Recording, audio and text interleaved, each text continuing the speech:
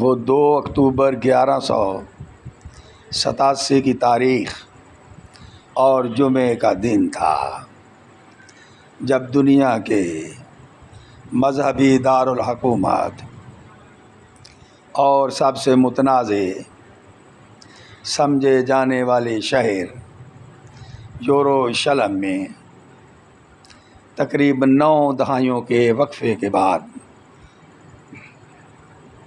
سلطان صلاح الدین ایوبی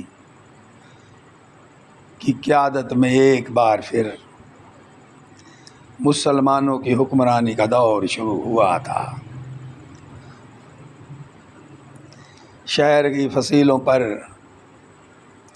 ایوبی پرچم لہرایا گیا تھا اور مذہبی مقامات سے مسیحیت کی علامات ہٹانے کا کام شروع کیا گیا تھا۔ ٹھیک 823 برس قبل 2 اکتوبر کی وہ رات شب معراج کی رات تھی۔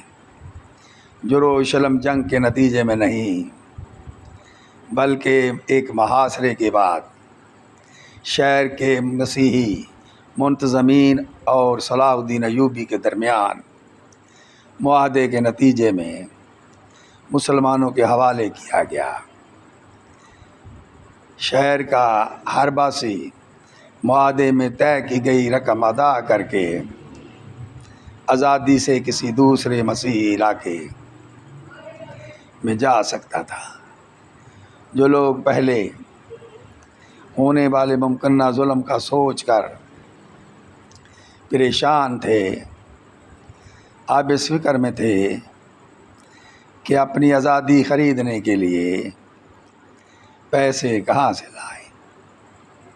2 اکتوبر کے دن اور آنے والے کئی ہفتوں تک شہر سے لوگ رقوم ادا کر کے جاتے رہے۔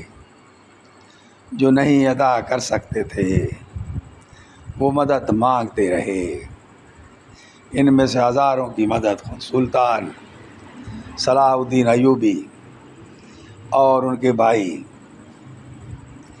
سیف الدین نے ذاتی طور پر ان کا تعاون ادا کر کے کی اور بہت سے غربا کو شہر کے سابق مسیحی حکمرانوں کی درخواست پر بغیر تعاون ادا کیے جانے دیا گیا۔